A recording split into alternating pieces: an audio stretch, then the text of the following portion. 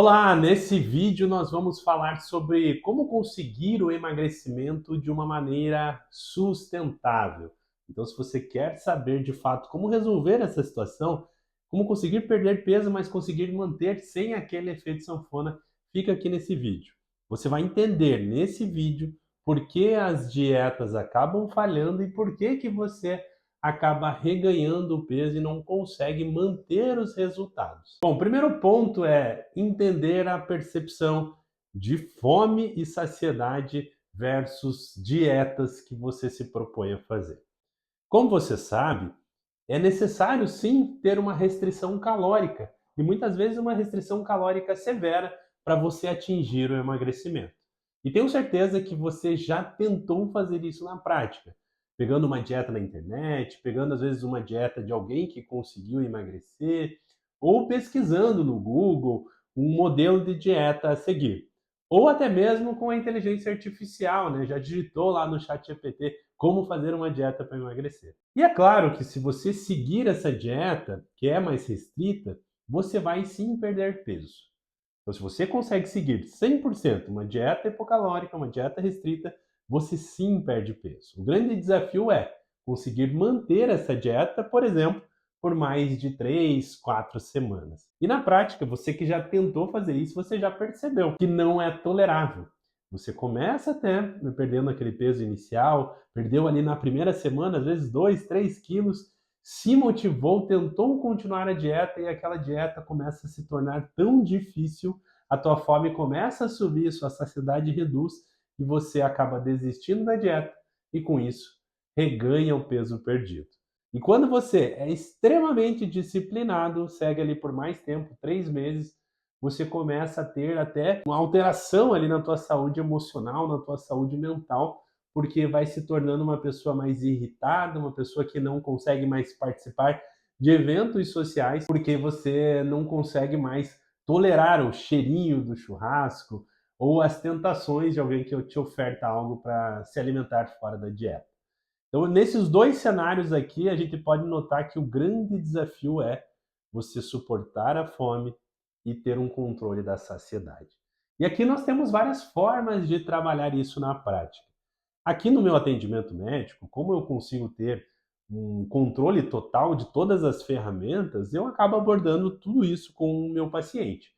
Mas vamos pensar em você que está aí em casa, na prática, tentando fazer isso de uma forma natural. Bom, se você tenta fazer isso por conta própria, sem uso de medicamentos, você tem que se concentrar em dois pilares. O primeiro deles é a proteína. A proteína precisa ficar alta na alimentação. As proteínas, elas nos geram saciedade. Então, quando você come, você demora mais para sentir fome novamente. E por ingerir proteína naquela refeição, a refeição por si já vai saciando e você tende a comer menos naquela refeição. Então, com isso, você tende a reduzir as quantidades de alimentos ao longo do dia.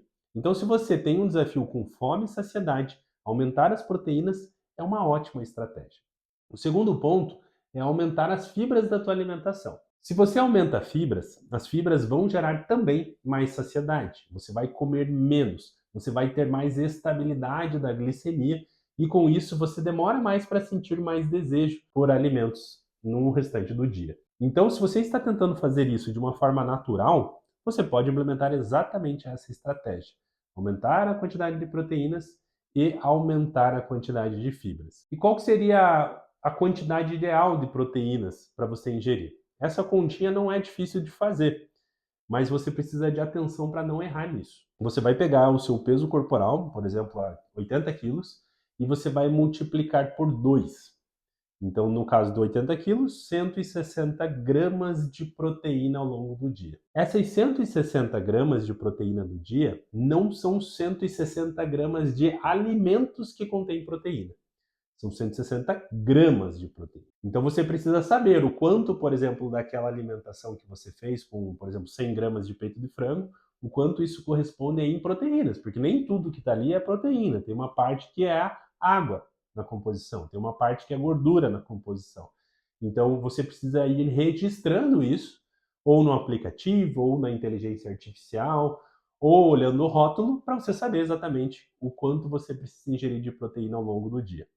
E lembrando que não só os alimentos ditos como proteicos têm proteínas. Se você come, por exemplo, vou comer um pão, vai ter um pouquinho de proteína ali. Então isso tem que ser contabilizado nessa rotina também. E lembrando que a cada 1 grama de proteína, nós temos 4 quilocalorias. E uma dieta, para ser efetiva no emagrecimento, ela precisa ter uma quantidade baixa de calorias.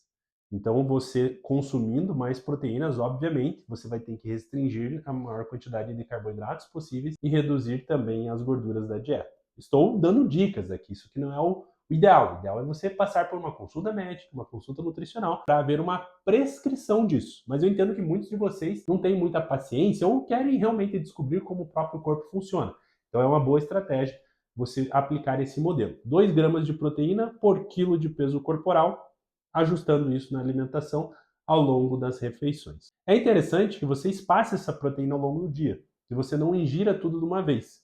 Isso porque existe um termo chamado limiar de leucina, que é a quantidade máxima absorvida por refeição dessas proteínas que são responsáveis por nos gerar hipertrofia. Toda proteína que você ingere, ela é sim absorvida. Mas para hipertrofia muscular, para ganho de massa muscular, existe um limite, que é em torno de 25 a 30 gramas por refeição. Então, já que nós estamos brincando aqui com o número de 160 gramas, você deveria dividir aí pelo menos em 5 refeições, para ficar ali um nível adequado quanto a esse limiar de leucina. Então, por isso, já pense na tua rotina alimentar. Será que hoje, por exemplo, pelo café da manhã, e no café da tarde você ingere uma quantidade equivalente a 30 gramas de proteína?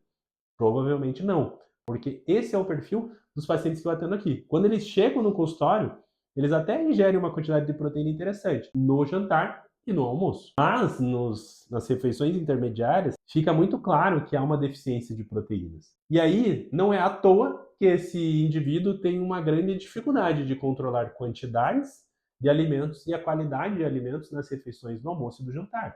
Afinal, ele não teve um controle da saciedade. Então, quando ele vai comer uma refeição no jantar, depois de ter ficado 8 horas sem comer proteínas, ele vai chegar nessa refeição com muito desejo por determinados alimentos e querendo comer um volume muito grande. Um outro ponto que você pode implementar aí na tua rotina para minimizar um pouco esse impacto quanto fome e saciedade é justamente você fazer uma pré-refeição. O que é isso, Luciano? É o seguinte, se você tem dificuldade de controlar, por exemplo, a quantidade de alimentos noturnos, esse jantar, você pode comer, por exemplo, uma maçã 30 a 60 minutos antes dessa refeição principal. Isso já vai gerar liberação de alguns hormônios, ativando receptores de fome e menor saciedade. Então, com isso, você controla justamente aumentando a saciedade e reduzindo a fome para que nessa refeição você tenha um maior controle. Além disso, você pode, ao longo do dia, manter-se sempre hidratado. Muitas vezes a nossa percepção de fome, ela é negligenciada de acordo com a nossa hidratação. Às vezes a gente está com sede, mas acaba ingerindo mais alimentos para tentar suprir essa sede. Então, não erre no básico. Mantenha a hidratação adequada ao longo do dia. E o número-chave da hidratação são 32 ml vezes o teu peso. Então, se você pesa lá 100 quilos, você vai ter que ingerir 3 litros e 200 ao longo do dia. Então, essas são estratégias naturais para controle de fome e saciedade. Além disso, você tem que ter um sono muito bem controlado, porque sabemos que pessoas que dormem menos de 6 horas por dia, elas tendem a aumentar a ingesta calórica em uma forma bem expressiva. Então, se você não dorme essa quantidade, é improvável que você tolere seguir uma dieta de mais baixa caloria. Outra estratégia que você pode experimentar, e aqui é realmente experimentar, porque cada um responde de um jeito a essa estratégia. Mas você pode testar o jejum intermitente.